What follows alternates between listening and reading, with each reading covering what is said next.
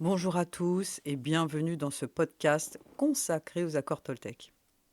Aujourd'hui, nous allons explorer le sujet que beaucoup rencontrent sur ce chemin de transformation. Pourquoi est-ce si difficile de vivre pleinement les accords Toltec? Ces 5 accords semblent pourtant simples, presque évidents, et pourtant, les appliquer au quotidien peut parfois sembler impossible. Entre nos automatismes, nos blessures, notre ego et la pression de nos émotions, chaque accord devient un petit défi.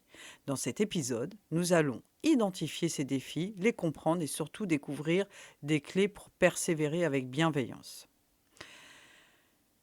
Ça commence comme ça. Depuis l'enfance, on nous a appris à juger, à réagir, à chercher l'approbation, à nous défendre ou à nous taire.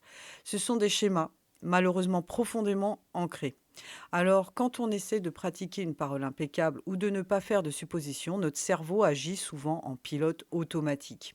Prenons un exemple. On vous fait une remarque un peu sèche au travail. Votre réflexe automatique, se justifier, se vexer ou répondre sur le même ton. Pour désapprendre ces réactions, il faut d'abord les observer, puis les accueillir sans se juger. C'est un travail de patience, de conscience, un pas à la fois. Puis, il y a l'ego. L'ego est une part de nous qui a peur. Il veut avoir raison, être aimé, reconnu, et il prend tout très personnellement. Par exemple, vous envoyez un message à quelqu'un, pas de réponse. Tout de suite, l'ego invente une histoire. Il ou elle m'ignore, j'ai dit quelque chose de mal. Autre exemple, vous donnez votre avis et l'on ne vous écoute pas. L'ego s'agite. Je ne compte pas. Je n'ai pas de valeur. Voilà ce que dit votre ego. Mais en réalité, la personne est peut-être simplement occupée, distraite ou préoccupée. Le défi, c'est de ne pas croire à 100% à tout ce que pense l'ego. D'observer, pardon, excusez-moi, je m'emballe, d'observer cette petite voix, de respirer et de répondre avec maturité plutôt que de réagir dans la blessure. Il y a aussi les émotions puissantes, colère, tristesse, peur.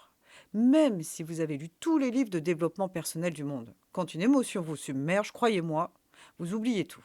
Et c'est normal, parce que l'émotion prend racine dans le corps, pas dans la tête. Quand vous êtes en colère, vous ne pensez pas parole impeccable. Quand vous êtes blessé, vous oubliez ne pas prendre personnellement. Ce n'est pas un échec, c'est totalement humain. Ce qui compte, c'est d'apprendre à revenir vers soi, respirer, faire une pause, laisser passer la vague et ensuite seulement réintégrer les accords. Et peut-être son corps, je ne sais pas. Alors comment rester sur ce chemin? Voici, on va dire, quelques clés simples et puissantes. D'abord, il faut accepter de ne pas être parfait. Ce n'est pas un contrat de performance, c'est simplement un chemin d'évolution. Chaque matin, choisissez un accord et répétez-le comme un mantra. Par exemple, aujourd'hui, je vais faire de mon mieux. Ou ce que les autres disent parle simplement de pas de moi. Ou alors, je choisis des mots qui soignent. Vous pouvez tenir un petit carnet où vous notez chaque jour un moment où vous avez réussi à appliquer un accord, même brièvement. Cela ancre vraiment la progression.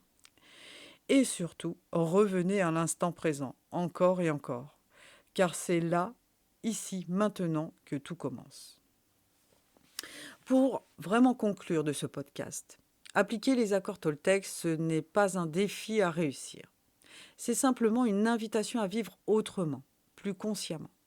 Il y aura des jours avec et des jours sans. Des moments où vous vous surprendrez par votre calme et d'autres où tout s'emballe.